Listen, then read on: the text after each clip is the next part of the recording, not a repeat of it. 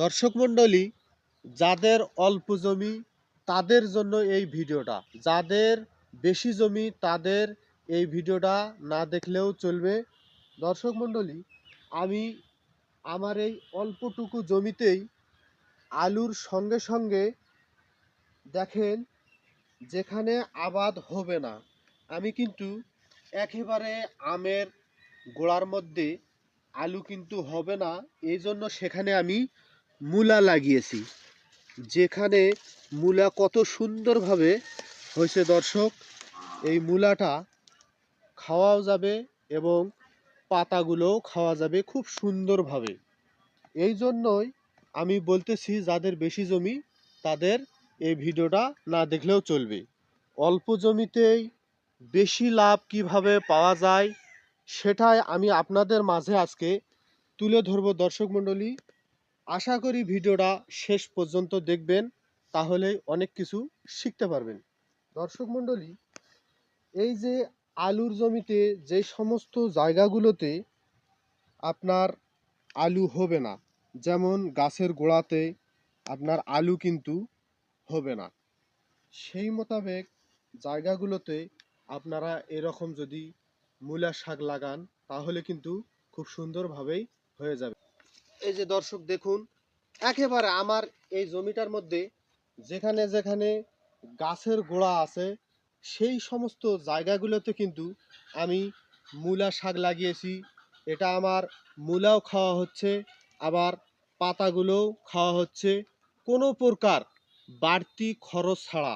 তাই যাদের অল্প জমি তারা কিন্তু এই পদ্ধতিগুলো ব্যবহার করতে পারেন।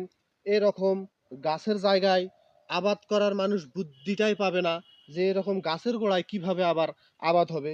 আমি কিন্তু আপনাকে এই একেবারে সচক্ষে দেখাচ্ছি যে গাছের গোড়ায় কিভাবে আমরা আবাদটা করতেছি, কত সুন্দর হচ্ছে। এই আপনারা নিজ চোখেই কিন্তু দেখতে পাচ্ছেন যে কত সুন্দর করে আমি গাছের গোড়ার মধ্যে এই মূলা শাকগুলো আবাদ করেছি। আর যে সমস্ত ফাঁকা জায়গাগুলো আছে সেগুলোতে কিন্তু আমি আলু লাগাইছি। দর্শক আসুন, আমি আরো আপনাদেরকে দেখাচ্ছি যে প্রত্যেকটা গাছের গোড়ায় যে সমস্ত জায়গায় আমার এই গাছগুলো আছে ঠিক সেই জায়গাগুলোতে কিন্তু আমি এই মূলা শাকটা লাগিয়েছি।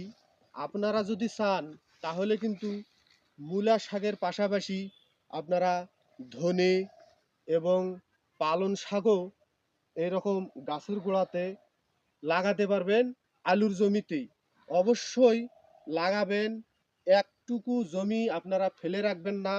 আর যাদের বেশি জমি আছে তাদের তো প্রয়োজন নাই, আমাদের যাদের অল্প জমি তারা কিন্তু এই পদ্ধতিগুলো ব্যবহার করব। খুব সুন্দরভাবেই এটা আমাদের উপকারে আসবে, সংসারের খাদ্য চাহিদাও পূরণ হবে, পুষ্টিগুণও পাওয়া যাবে। একেবারে ন্যাচারালভাবে আমরা এটা তৈরি করেছি, কোনো প্রকার কীটনাশক কিছুই লাগে না। এই রকম জমিতে আপনারা লাগাবেন, আপনাদের একেবারে খরচ না করেও কিছু ফসল পাবেন। দর্শক মণ্ডলী, এই রকম ভিডিও যদি আপনাদের ভালো লাগে অবশ্যই পেজটি ফলো দিয়ে কমেন্ট করে যাবেন। আমি পরবর্তী ভিডিও তাহলে খুব তাড়াতাড়ি পেয়ে যাবেন। আমার এই ভিডিওটি আপনাদেরকে কেমন লাগলো আপনাদের সুন্দর মতামত জানিয়ে যাবেন। ধন্যবাদ সকলকে আমার পুরো ভিডিওটি দেখার জন্য।